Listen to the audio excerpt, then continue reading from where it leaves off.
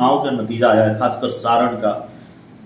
BJP के लिए क्या मैसेज है? बीजेपी के लिए कौन सा अलार्म है? आप अगर ये सोचेंगे कि मैं उम्मीदवार थोप दूंगा और जनता उसे स्वीकार कर लेगी, तो वो दौर अब चला गया। वो दौर एक होता था, जनता ने जवाब दे दिया है, सारण के जनप्रतिनिधियों ने जवाब दे दिया है। जवाब क्या दिया है? करारा जवाब दिया है। 254 नेता जाकर प्रचार कर रहे थे मेरे खिलाफ एनडीए के लिए, और एनडीए बहुत मेहनत करके 254 वोट पाया है। तो 201 वोट के लिए एक नेता को वहां पर जाकर वो समझ ना आए और पार्टी को समझ में ना आए कि ऐसे लोग पार्टी का कितना नुकसान पहुंचाते हैं। आज बताइए 24-25 सामने है, 19 में थोड़ी सी मैंने किसी बात का विरोध किया था तो 2 दिन तक चार्टर्ड प्लेन से घुमाया गया था, और मैं मान भी गया था कि मैं राष्ट्र हित में चाहता था कि प्रधानमंत्री नरेंद्र मोदी पुनः प्रधानमंत्री बने। अब मैं एक भी सीट कम करने के पक्ष में नहीं था।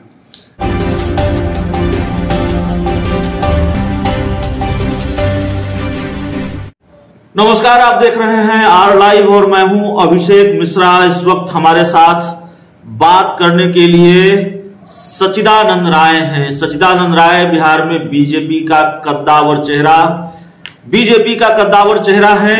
पहचान यही है, बीजेपी के दिग्गज नेता हैं लेकिन विद्रोही भाजपाई हैं। दो बड़े उदाहरण हैं। एक बार जब रूठे तो चार्टर्ड प्लेन से दिल्ली बुलाया गया मनाने के लिए, और दूसरी बार जब बगावत की, विद्रोही हुए तो एमएलसी का चुनाव निर्दलीय लड़ा और अपनी ही पार्टी के उम्मीदवार को तीसरे नंबर पर लाया। मौजूदा विधान परिषद के चुनाव की मैं बात कर रहा हूं। जीत के बाद पटना में हैं, हम उनसे बातचीत करेंगे और जाहिर है निर्दलीय जीते हैं। कई संभावनाओं पर बात हो सकती है, कई सियासी सवालों पर बात हो सकती है। सबसे पहले सर, वक्त देने के लिए बहुत बहुत शुक्रिया। मैं देख रहा हूं बहुत व्यस्त हैं, लगातार फोन आ रहे हैं बधाई के। अब इसमें से ऑफर वगैरह के फोन कौन आ रहे हैं, आगे के सवाल में बातचीत होगी। लेकिन क्या उम्मीद थी इतनी आसान जीत मिलेगी? देखिए, आपने कहा बागी, मेरे पास 2 ही विकल्प थे, बगावत या शहादत। इसके अलावा मेरे पास में कोई तीसरा विकल्प तो था ही नहीं। तो वसीम बरेलवी ने कहा था, उसूलों पे जहां आँच आए वहां टकराना जरूरी है, जो जिंदा हो तो जिंदा नजर आना जरूरी है। वाह, क्या बात है। तो ये मानकर चलिए कि उसूलों पे चूंकि आँच आई थी ना, तो टकराना तो जरूरी हो गया था। और 2 विकल्पों में मैंने एक विकल्प चुना, और वो था पराक्रम का, शहादत का नहीं। और आपने कहा जीत कितनी आसान थी। जीत के बारे में तो मैं तो थोड़ा कम भी आश्वस्त था। मेरा पुत्र जो भी IIT खड़गपुर से डुअल डिग्री एमटेक है और डेटा का जानकार है, जब 11 तारीख को टिकट काटने की खबर मिली तो 12 तारीख को आके उसने मुझसे कहा कि पापा आप एकदम चुनाव लड़ो, क्योंकि आप जीत रहे हो और वोटर आपके साथ हैं। वोटर जो है वो किसी पार्टी के साथ नहीं खड़े, किसी पार्टी के साथ नहीं खड़े। वो जिद पर अड़ गए थे। वो उनकी जीत की जीत भी है, आपको क्रेडिट देना पड़ेगा। मैं जिद की बात नहीं कहूंगा, मैं उसकी समझ की बात कहूंगा।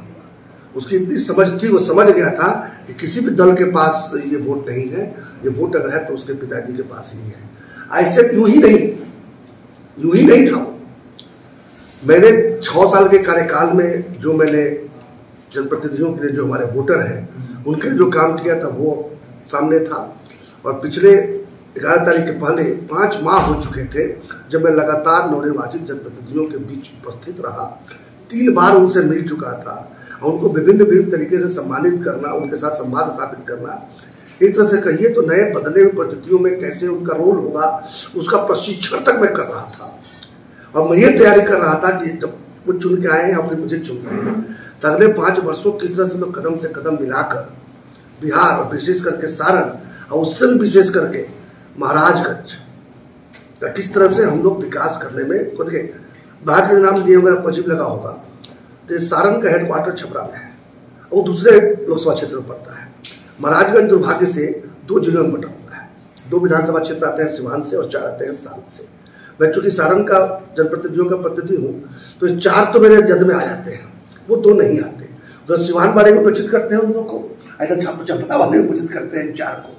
स्थिति ऐसी बनी हुई है कि 6 कॉन्स्टिट्यूंसी का ऊपर में मैंने अगर दीनदयाल उपाध्याय जी की बात कहूँ मैं, पंडित दीनदयाल जी की, तो अंत्योदय वाली बात करना, तो ये अंतिम पायदान पर खड़ा हुआ है सारण का ये महाराजगंज लोकसभा क्षेत्र।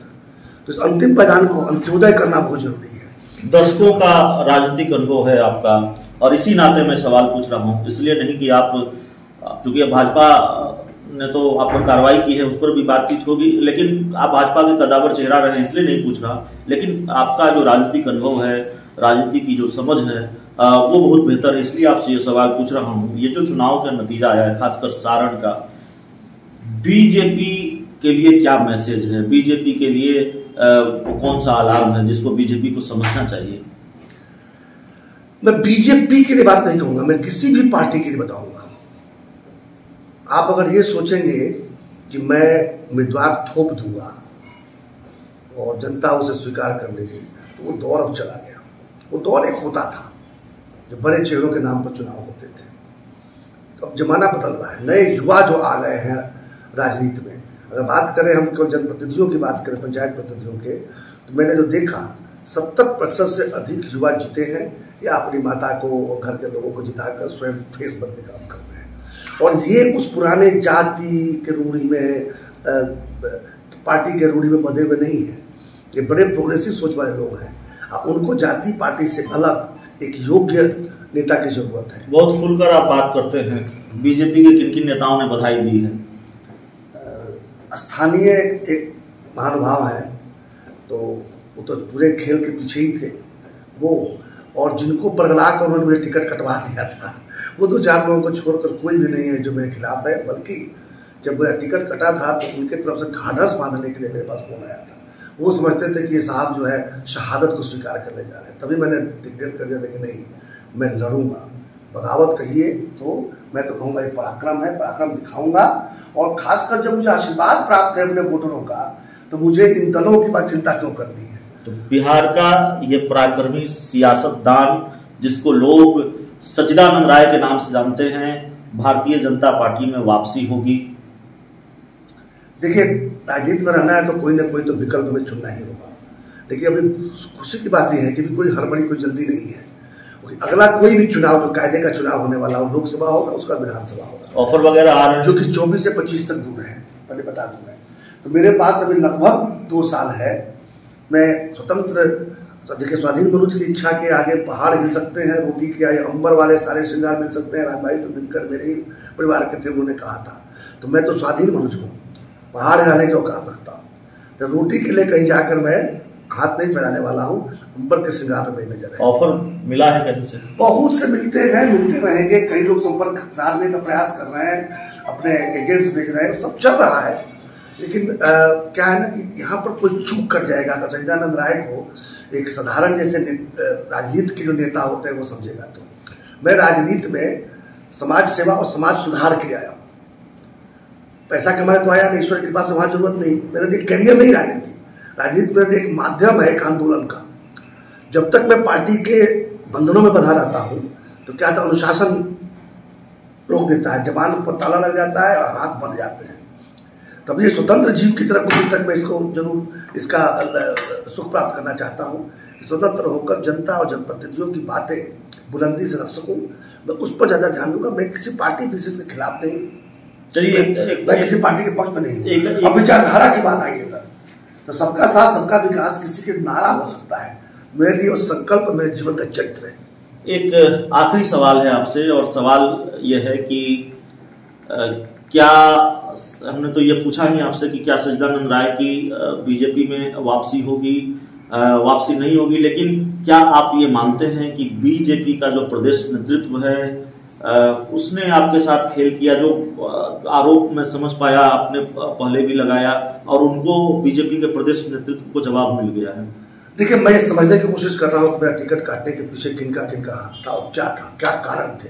क्योंकि कारण तो कुछ समझ में आ नहीं रहा है, और कौन से चेहरे थे वो भी समझ में नहीं आ रहा है।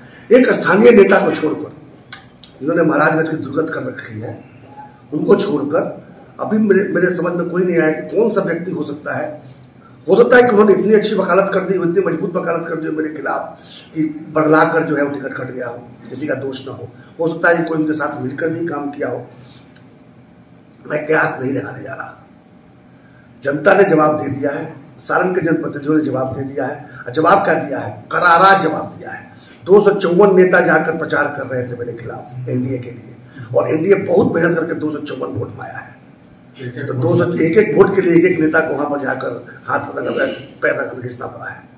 तो इतनी करारी शिकस्त जो है ना, मेरा जीत तो अपनी जगह पे है, शिकस्त जो हुई है उन सियासतदानों की ना, खासकर हमारे स्थानीय एक नेतृत्व है वहां पर।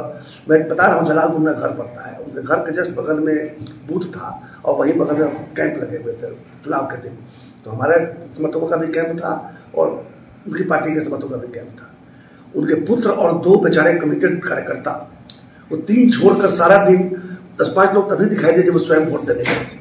तो उनके सम्मान में कुछ तो जाकर वहां बैठ गए। ये दुर्गत देखने के बाद भी अगर उनको समझ ना आए और पार्टी को समझ में ना आए कि ऐसे लोग पार्टी का कितना नुकसान पहुंचाते हैं। आज बताइए 24-25 सामने है, 19 में थोड़ी सी मैंने किसी बात का विरोध किया था तो 2 दिन तक चार्टर्ड प्लेन से घुमाया गया था और मैं मान भी गया था कि मैं राष्ट्र हित में चाहता था कि प्रधानमंत्री नरेंद्र मोदी पुनः प्रधानमंत्री बने।